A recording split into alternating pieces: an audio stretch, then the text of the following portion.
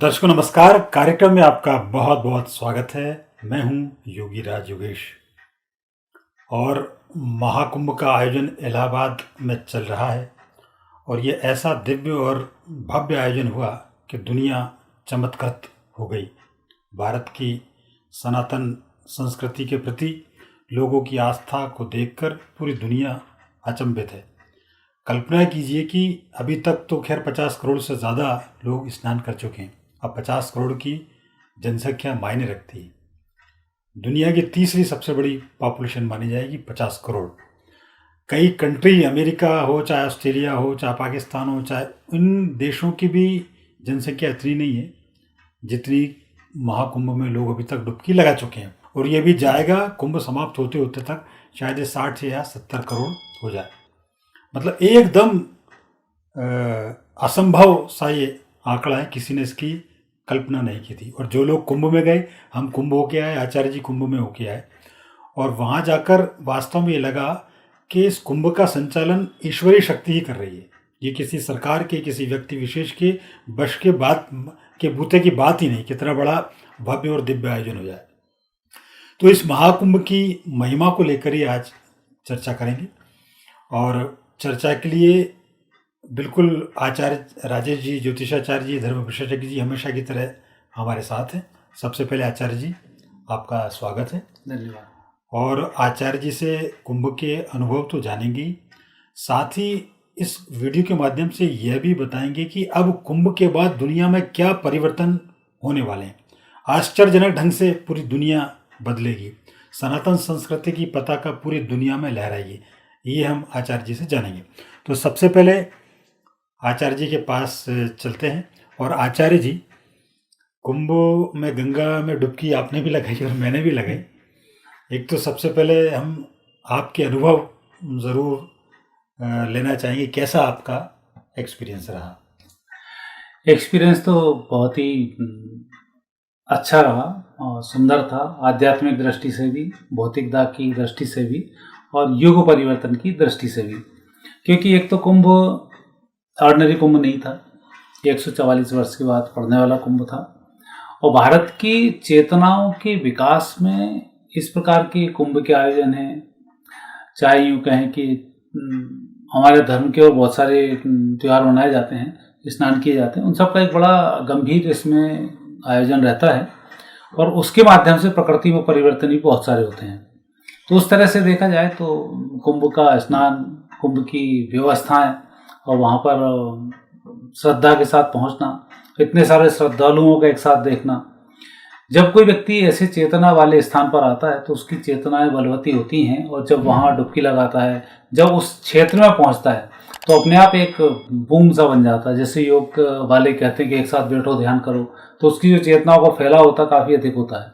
तो उसी प्रकार से कुंभ में जब कोई व्यक्ति जाता है तो अपनी उच्च स्तरीय चेतना को लेकर जाता है, और वो उच्च स्तरीय चेतनाओं का जो फैलाव होता है वो इलेक्ट्रॉनिक मैग्नेट तरंगों को बढ़ाता है, और आपके अंदर, प्रकृति के अंदर नई प्रकृति परिवर्तन के लिए नई नई ऊर्जाओं का वो संचार करता है और उससे लाभ मिलता है। तो मेरा अनुभव तो बहुत ही अच्छा रहा। चूँकि लगातार तो मैं कुंभ, सिंहासन, इन सब से कई सालों से परिचित रहा हूँ, तो एक अच्छी ऊर्जाएं, अच्छी चेतनाएं रहीं और आनंद का एक उत्सव रहा, और प्रकृति परिवर्तन की दिशा भी दिखाई दी।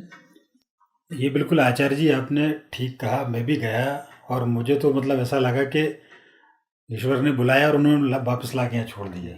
मतलब हमारी गाड़ी संगम तक के किनारे तक पहुँची और बमुश्किल हमें 1 किलोमीटर पैदल चलना पड़ा। तो ये ईश्वर का साक्षात चमत्कार वहाँ दिखा। और दूसरा, इतनी दुनिया भर के लोग वहाँ आए, मतलब उस वहाँ जाके ये लगता है कि मतलब ये भगवान के साक्षात दर्शन होते हैं वहाँ। बिल्कुल। उस पूरे कुंभ परिसर में जिस तरीके का, मतलब एक गंगा की हिलोरें, त्रिवेणी की हिलोरें, गंगा यमुना सरस्वती की, और इधर लोगों की हिलोरें, तो एक गजब का ही नज़ारा है। मतलब ये तो अद्भुत और अकल्पनीय है। हाँ। और आचार्य जी, आप शुरू से कह रहे हैं कुंभ को लेकर, हमने जितने वीडियो बनाए, आपने आरंभ से ये कहा कि ये कुंभ जो है बड़ा परिवर्तनकारी होगा और बहुत सारी चीज़ें में बदलाव आएंगे। धर्म, अध्यात्म, संस्कृति, सनातन ध्वजा फहराएगी। तो हम इसी बारे में आचार्य जी आपसे ये जानेंगे कि आखिर इस कुंभ से पूरी दुनिया में क्या परिवर्तन होने वाले हैं? ये कुंभ पूरी दुनिया को क्या मैसेज दे रहा है? जैसा कि आप पहले बताते आए हैं, तो अब क्या ऐसा होगा पूरी दुनिया के पॉइंट ऑफ व्यू से? पूरी दुनिया के पॉइंट ऑफ व्यू से भी एक लाइन में बोलूं तो अब सनातन की पताका बहुत तेजी से फहराने वाली है। उसके पीछे कुछ कारण भी हैं, कुछ तथ्य भी हैं और वर्तमान की परिस्थिति भी है और ग्रह स्थिति भी है। तो अभी जो कुंभ हुआ है, एक तो 144 वर्ष में हुआ है और दूसरा मैंने पहले भी कहा था कि ये सदी का आखिरी कुंभ है। अच्छा, आखिरी कुंभ के बाद अब प्रकृति ही टोटल परिवर्तित होगी। एक 2027 में एक कुंभ होगा, नासिक में होगा और उसके बाद फिर सिंहस्थ होगा। और सिंहस्थ के बाद तो आप ये मानकर चलें कि एक तरीके से भारत विश्व गुरु बनने की ओर पहुंच चुका होगा और बहुत अच्छी स्थिति ऐसी वहाँ पर होने वाली है। तो अभी जो परिवर्तन हो रहे हैं, ये परिवर्तन है वो परिवर्तन कि नई नई चेतनाओं का आकस्मिक उदय होना। अब आप देखेंगे जिस तरह से एक तरीके से अपराधी तत्व का उदय होना शुरू हुआ था पहली शताब्दी 10वीं शताब्दी के बाद से, मारकाट मचानी शुरू हुई, लोभी होने शुरू हो गए और बढ़ते चले गए। लगातार 15वीं 17वीं शताब्दी तक ये स्थिति चली कि मारकाट बहुत मची, सनातन को बहुत नुकसान हुआ। लेकिन उसके बाद धीरे धीरे जो परिवर्तन आने शुरू हुए वो परिवर्तन अब आए। पर अब जो परिवर्तन है, यह परिवर्तन पूरी दुनिया में सनातन का विशेष योगदान का परिवर्तन है और आने वाले समय में ऐसी ऐसी चेतनाओं का जन्म तो खैर हो चुका है, लेकिन उनके अंदर चेतनाएं जागृत हो रही हैं। अब आप देखेंगे बहुत तेजी से इन 3 साल के अंदर लोग मांसाहार 90% लोग मांसाहार छोड़ देंगे जो मांसाहारी भी हैं। 90% लोगों के अंदर सत्य, अहिंसा, करुणा, दया, प्रेम, क्षमा, ये सब भाव जो हैं वो उत्पन्न होने शुरू हो जाएंगे। ये अब आप अभी से यदि कोई टेस्टिंग है आपके पास तो उसको लगाना शुरू कर दें, नहीं तो आप अपने अंदर ही परिवर्तन देखें कि आप सत्य की तरफ जा रहे हैं, लोभ आपसे दूर होता जाएगा, भगवत सत्ता की तरफ आप जाते जाएंगे। चाहे आप किसी भी धर्म के हों, आपके अंदर ईश्वर से मिलने की इच्छाएं, उत्कंठाएं जागृत होना शुरू होंगी। और जब ऐसी चीज़ें जागृत होती हैं, ईश्वरीय शक्ति जागृत होती है, तो व्यक्ति फिर सनातन की तरफ भागता है। तो अब तो हम गारंटी से कह सकते हैं कि आने वाले 100 साल के अंदर भारतीय सनातन की बहुत बड़ी पताका फैलने वाली है। और विशेष तो जो आने वाले 5-6 वर्ष हैं, ये सनातन संस्कृति के ही वर्ष हैं, क्योंकि हम पहले देखते हैं बुद्ध के टाइम से 5वीं शताब्दी में बुद्ध का अवतरण हुआ, तब सनातन संस्कृति का ह्रास होना शुरू हुआ। सनातन के बहुत से मूल्यों को हमने खोया। जब हम 10वीं शताब्दी से आए तो फिर गुलामी भारत की नए सिरे से आनी शुरू हुई, तो 10वीं शताब्दी के बाद गुलामी आई। फिर 15वीं शताब्दी आई तो भारत के अंदर एक तरह से भक्तिकालीन युग शुरू हुआ। और जब भक्तिकालीन युग शुरू हुआ तो फिर भारत की चेतनाओं का विकास होना शुरू हुआ। और उसी समय में मुगलों का शासनकाल भी चल रहा था, तो उधर मारकाट मचाना, परिवर्तन करना, इधर से चेतनाओं का विस्तार करना, ये दोनों प्रकृति एक साथ चली वहाँ पर। और चलते चलते अब ये हुआ कि चेतना यहाँ पर जीती और 19वीं सदी आते आते चेतना का विकास बलवती हुआ और जितनी भी तमस की संस्कृति थी इसका ह्रास होना शुरू हुआ। और प्रथम विश्व युद्ध, द्वितीय विश्व युद्ध, इसी के नतीजे थे कि उस समय जितनी नेगेटिव एनर्जीज थी सब नष्ट हो गई, पॉजिटिव एनर्जी एकदम तेजी से आनी शुरू हुई। अर्थात जब सत्व, रज और तम की बात करें तो सत्व गुण कम था जो बढ़ा, रजोगुण बढ़ा और तमोगुण वहां से खत्म होना शुरू हुआ दूसरी शताब्दी से। तो दूसरी शताब्दी से रजोगुण की बढ़त शुरू हुई जो अभी तक चली। लेकिन इस कुंभ के बाद से अब सत्व बढ़ेगा और जब सत्व बढ़ता है तो हर व्यक्ति के अंदर एक इच्छा होती है, मैं वृद्धाश्रम खोलूं, मैं बढ़िया पैसे दान करूं, एक बड़ा संस्थान बनाऊं। हर व्यक्ति चाहे फकीर भी होगा तो भी उसके अंदर ये चीजें जागृत होती हैं। तो अब उसके लिए जो मूलभूत सिद्धांत है मन के, परिस्थिति के, वो अब डेवलप होना शुरू हो जाएंगे। और आप दुनिया में मत देखो, आप अपने में ही देखना, आप में कितने सारे परिवर्तन आएंगे। तो अब जो आने वाला समय है इस प्रकार के उत्तम परिवर्तनों का समय है और ये जो परिवर्तन होगा और होकर ही रहेगा। और मुझे लगता है कि इसके लिए बहुत लंबा इंतजार नहीं करना पड़ेगा। सिर्फ मीन राशि के शनि का इंतजार करें, कर्क राशि के गुरु का इंतजार करें और कुंभ राशि के राहु का इंतजार करें। बस इतना सा समय और ये सारे इस साल परिवर्तन होने वाले हैं। तो ये कब आएंगे? ये मीन राशि में शनि, मीन का शनि भी 29 तारीख को आ जाएगा, मार्च को। अच्छा। हाँ, मई के आसपास में गुरु का परिवर्तन होगा। सितंबर के आसपास राहु का परिवर्तन होगा। तो कुल मिला के सारे परिवर्तन इसी साल होने हैं और ये जो परिवर्तन होंगे ये विश्व पटल पर भारतीय संस्कृति को उभारेंगे, इसलिए कि मनुष्य भगवान से बिछड़ा हुआ जीव है। जब उनकी तरफ जाना शुरू करता है तो भगवत सत्ता के जो मूलभूत सिद्धांत है वो अंदर से ही जागृत होना शुरू हो जाते हैं। मांसाहारी बंद होंगे तो निश्चित रूप से दया प्रेम आना शुरू हो जाएगा, एक दूसरे से प्रेम की बातें करने लग जाएंगे, भय पैदा हो जाएगा, वो भय बिन हो ही न प्रिय। जब भय आता है तो फिर अपने आप प्रेम बढ़ने लग जाता है। सत्यम शिवम सुंदरम ये स्थिति आने लग जाती है। तो वो जो मूलभूत सिद्धांत अब डेवलप होंगे और बहुत जल्दी भारत एक विश्व पटल पर अपने धर्म के नए स्वरूप की गणनाएं करेगा। नया स्वरूप वो जो पुरातन से चला आ रहा है उसकी नई परिभाषाएं होंगी, लोग स्वीकार करेंगे। अंतर चेतना का समय है, चाहे कुंभ में डुबकी लगाए या न लगाए, लेकिन जो परिस्थितियां बन जाती हैं तो उनसे अंदर तो कुंभ चल ही रहा है ना। अंदर भी त्रिवेणी है, सुषुम्ना है, दोनों नाड़ी हैं, सूर्य चंद्र नाड़ी और सुषुम्ना नाड़ी, तीनों नाड़ी हर व्यक्ति के अंदर है, चाहे किसी भी धर्म संप्रदाय का हो। ये तीनों नाड़ी के बिना व्यक्ति जिंदा ही नहीं रह सकता। प्राण है जो जागृत है, प्रकृति है वो जड़ है वो शरीर है, वो प्राण है वो चेतन है। प्राण गायब हो जाते हैं, शरीर जड़ हो जाता है। तो जड़ और चेतन का जो कपिल मुनि का सिद्धांत है वो अब सिद्धांत जागृत होने का समय है। और उस दृष्टि से देखा जाए तो अभी जो ग्रहों का योग संयोग चल रहा है ये बहुत कुछ कहता है कि आने वाले समय में प्रकृति कैसे परिवर्तित होगी और कैसे दुनिया अपने नए रूप में आएगी। लेकिन इस नए रूप में इस कुंभ की महत्वपूर्ण भूमिका होगी, उस पर हमने आपसे चर्चा की। नहीं बिल्कुल, अच्छा कुंभ की महत्वपूर्ण भूमिका होगी ये तो खैर आप देख ही रहे हैं, बता ही रहे हैं, लेकिन इस कुंभ में ही असर दिखा। अब इस कुंभ में क्या असर दिखा? न कोई छोटा न कोई बड़ा, न कोई शूद्र, न कोई ब्राह्मण, न कोई ठाकुर, न कुछ, सब एक, सब ने एक होके वहाँ डुबकी लगाई, कोई भेदभाव नहीं। मतलब एक मैसेज तो यही है कि पूरे भारत एक है।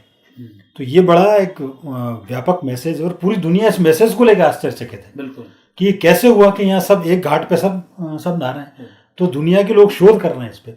दूसरा मैसेज आचार्य जी मुझे ये लगता है कि अभी देखो कुंभ के पहले तक दुनिया भर में अफरा तफरी मची हुई थी।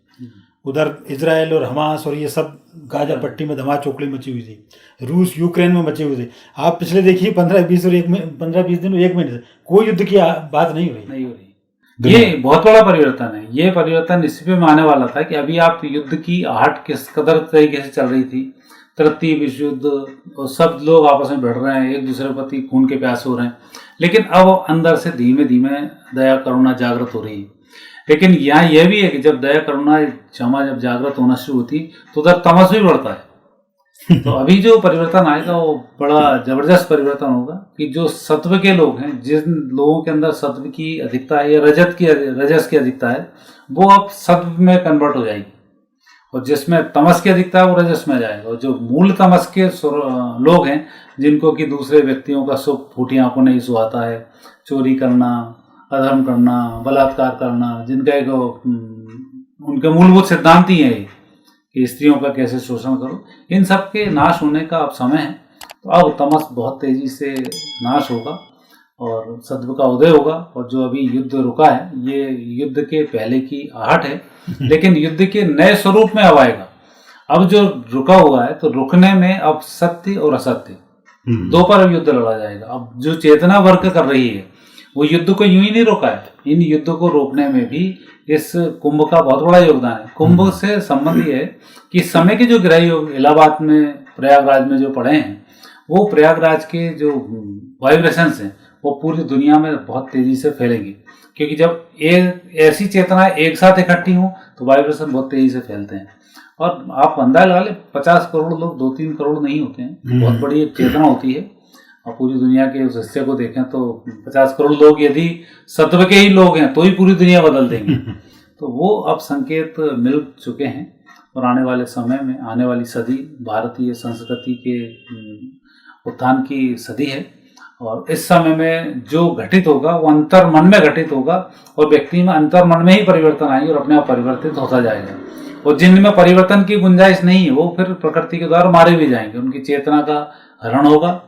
चेतना हरण होने के बाद वो जड़ हो जाएंगे और जड़ होने के बाद वो मारे जाएंगे। तो जैसा भगवान कृष्ण ने गीता में कहा था ना, मैंने इन सब लोगों की मृत्यु को तो हर लिया है, तो खाली चलती फिरती जिंदा लाशें हैं। तो जो ऐसे लोग हैं जो दूसरे को फूटी आंखों नहीं सुहाते हैं, जिनके अंदर विस्तारवादी चीज़ें भरी पड़ी हैं, ये अब सब नष्ट होने वाले हैं और इसके परिणाम इसी महीने से अब दिखने शुरू होंगे, इसी महीने में ही मार्च के बाद से, और मई जून जुलाई तक तो स्थिति बहुत कुछ क्लियर होने लग जाएगी। नहीं, विस्तारवादियों ने तो यही देख देख के आश्चर्यचकित है कि अब हम कहाँ विस्तार करेंगे। मतलब यह एक अलग ही दुनिया बन गई इस पूरे प्रयाग में। पूरी दुनिया में चाहे अमेरिका, ऑस्ट्रेलिया, चाइना, जापान, कहीं सब जगह कुंभ की चर्चा है। तो वो करके करेंगे क्या?